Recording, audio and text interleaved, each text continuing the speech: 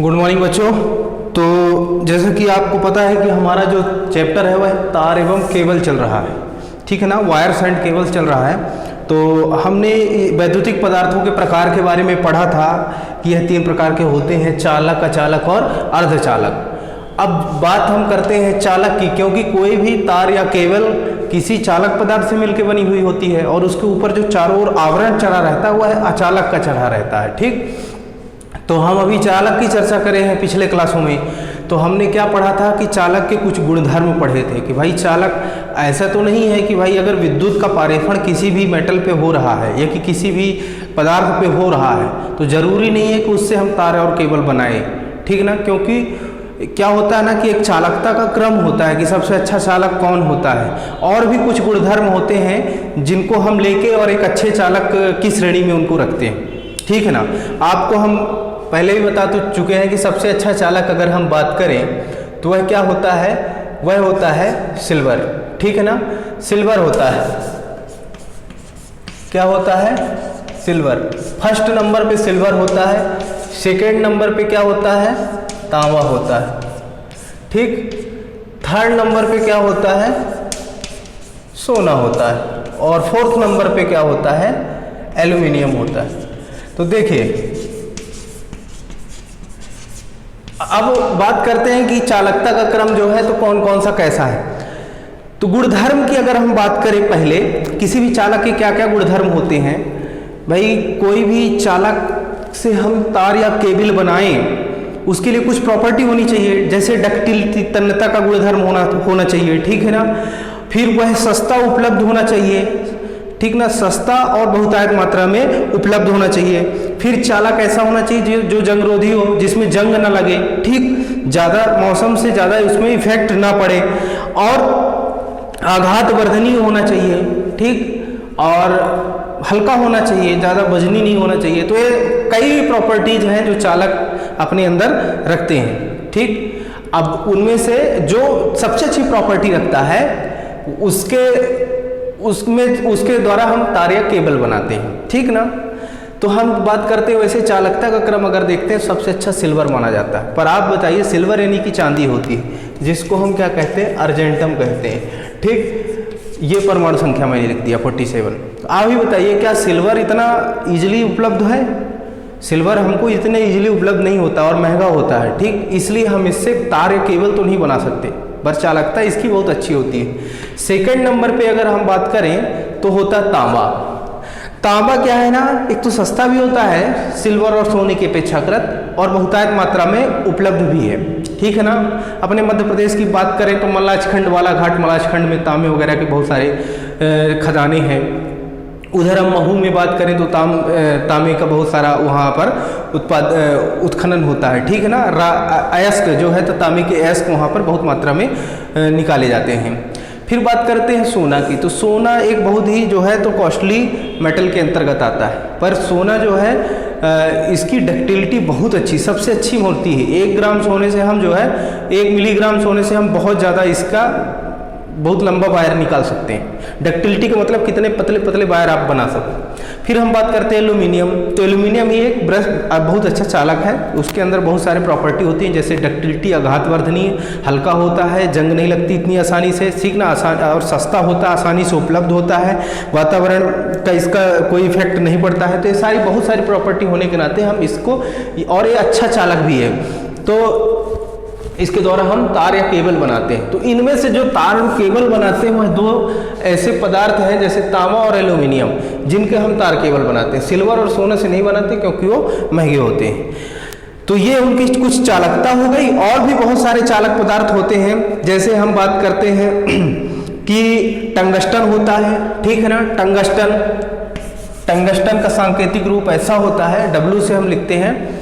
और टंगस्टन का यूज हम कहाँ पर करते हैं, बल्ब में, बल्ब के फिलामेंट में। आप याद करिए, आपके जो बल्ब होते हैं तो बल्ब का फिलामेंट जो होता है कुछ इस तरह से रहता है, ठीक ना।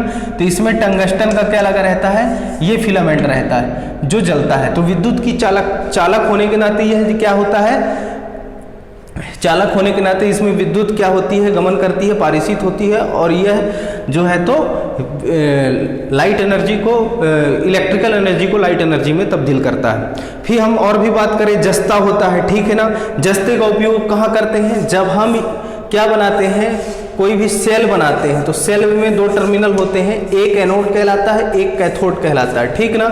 तो जो जैसे ये ड्राई सेल है अगर, ठीक, तो ड्राई सेल में जो जस्ता होता है जिंक, इसका क्या होता है, माइनस, कैथोड लेते हैं, और यहाँ पर एनोड जो है तो कॉपर का रहता है। तो इस तरह से हम जो है तो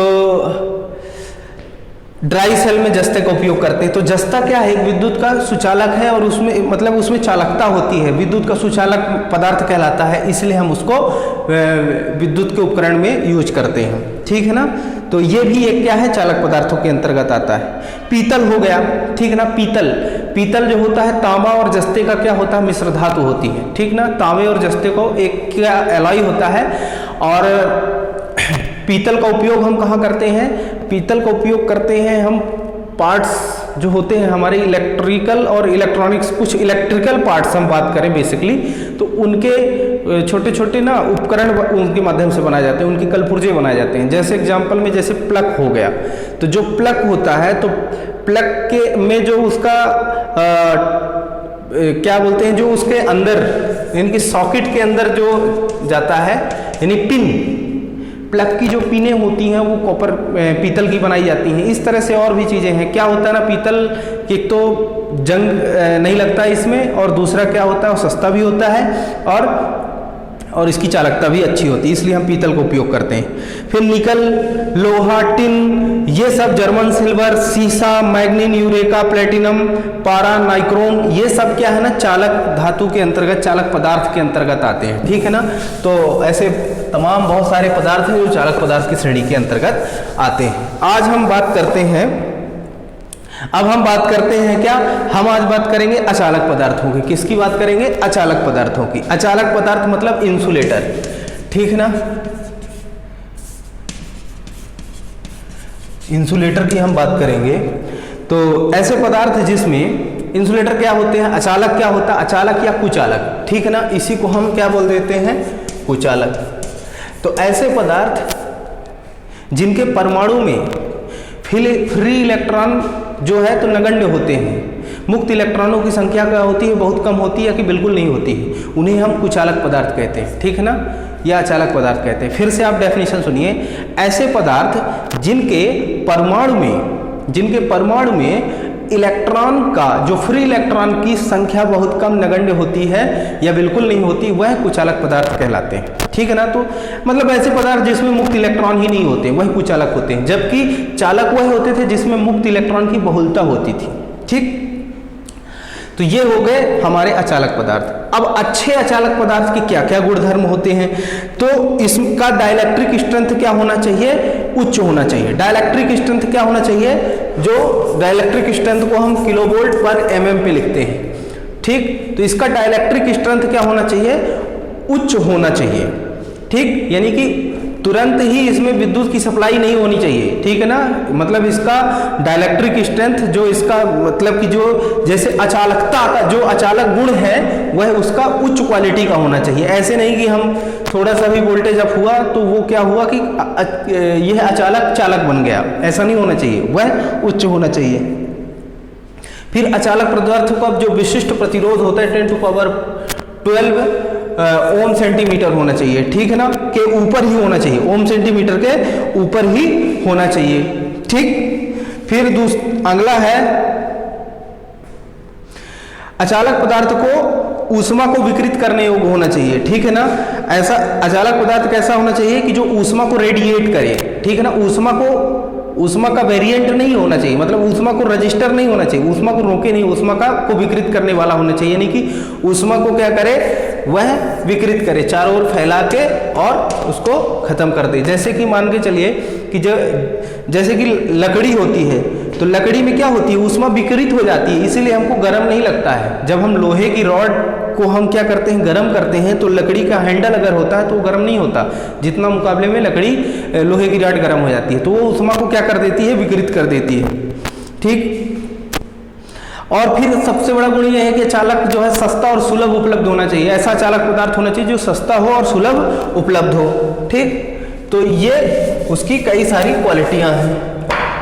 तो सबसे पहले तो क्या होना चाहिए, सस्ता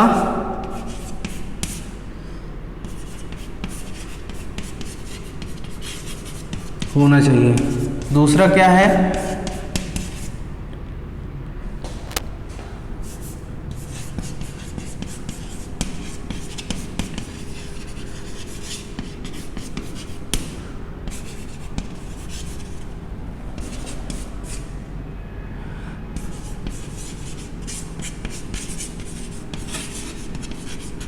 हीट रेडिएट होना चाहिए। तो ये सारे बहुत सारी ऐसी क्वालिटीज हैं जो एक चालक पदार्थ के अंतर्गत होना चाहिए।